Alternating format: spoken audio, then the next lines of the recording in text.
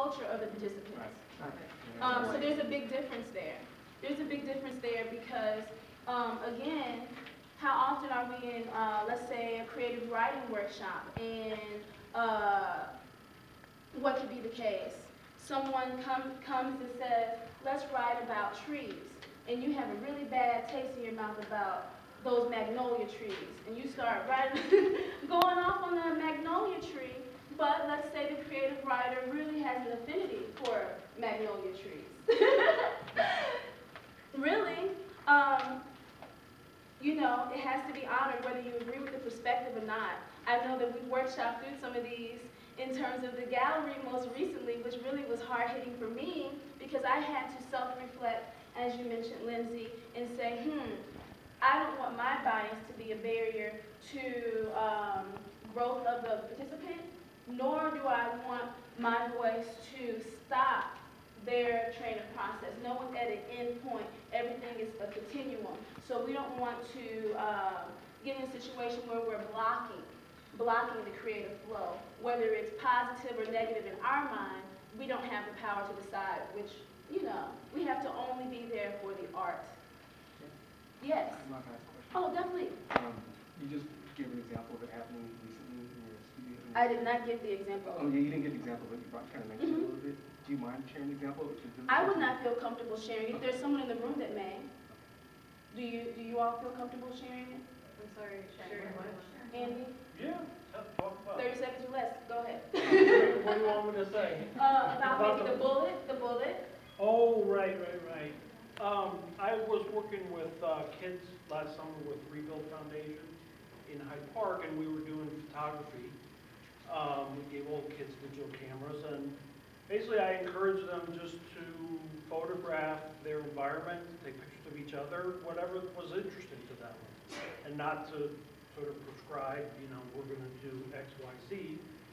And, you know, we walked around the block and took pictures of flowers and buildings, and, you know, some of the buildings looked great, some buildings were falling apart.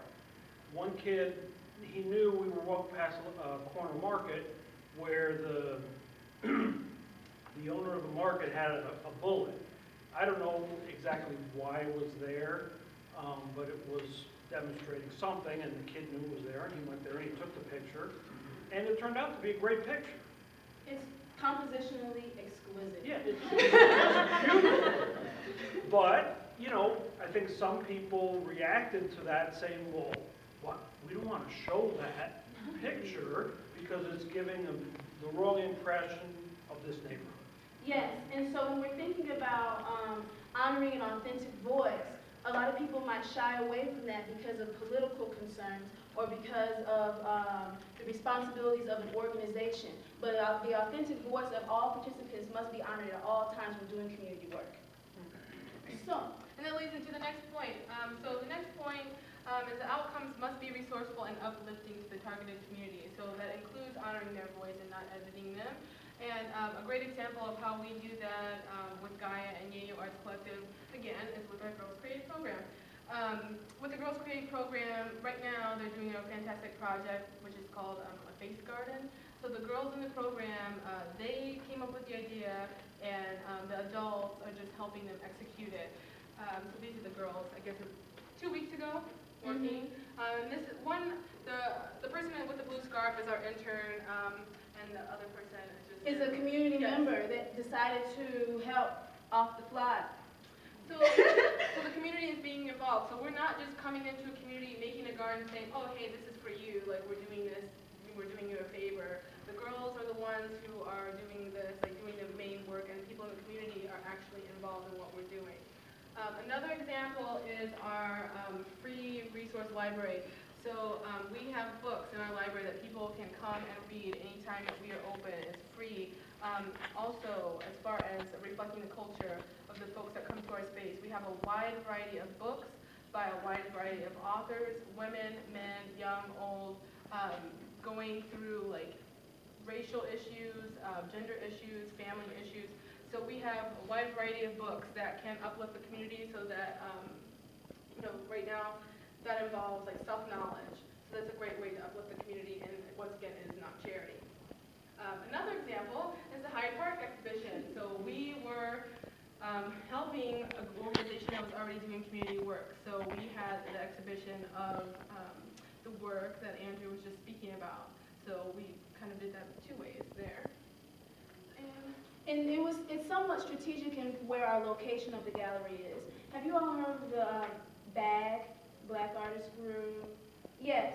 So when searching for a location, we started at the BAG building site and began to circle that area. I personally have a relationship with that area because the anthropological artwork that I'm working on deals with Mill Creek Valley. Mill Creek Valley was pre-Pruitt-Igoe. It displaced my family. And you know, the demise of Mill Creek Valley displaced my family.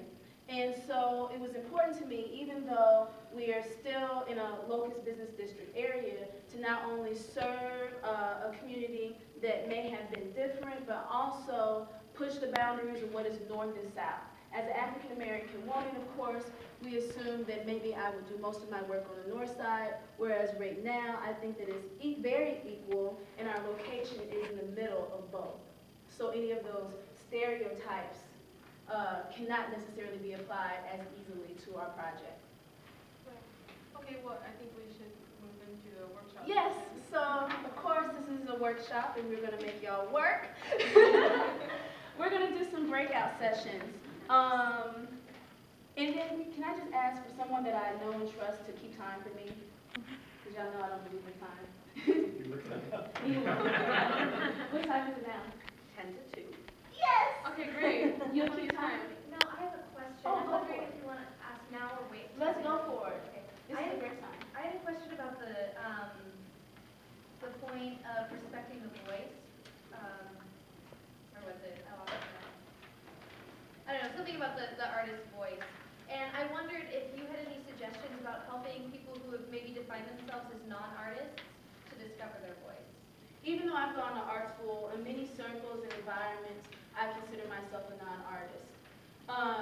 Because I'm not subscribing to the academic process as much, even though I have a degree. A lot of times, let's be honest, we're in a trusting room. It can be ugly. The work can be literally non-aesthetically pleasing. That's just the fact of it. The only thing that you can do is really encourage them to think about the basic design elements as they continue to create. You have to accept them where they're at and then open them up to new experiences that will push their art forward. Is that, yes? You talked about coming into a community without having the outcomes in mind and Yes. having those ideas generated from the community. Yes. I'm not an artist, so I'm studying to be a social worker, and I think we struggle with that as well. Yes, just kidding. And it's definitely something that we have to challenge ourselves with, coming in without the idea of the outcome and with the process. Yes. Do you have any thoughts as to how you come in without an outcome? Because it's hard I not have to a say, lot of I have thoughts goals. about that. Yes. One thing is I would suggest, I'm an Urban Bushwoman Summer Leadership Institute fellow. Go to Urban Bushwoman. Because, like for real, because a lot of the things that I was not stepping out in a concrete and courageous way on, you know, you have these feelings. What is that feeling? That feels like we're not doing something quite right, or we can't put our name on it, you know.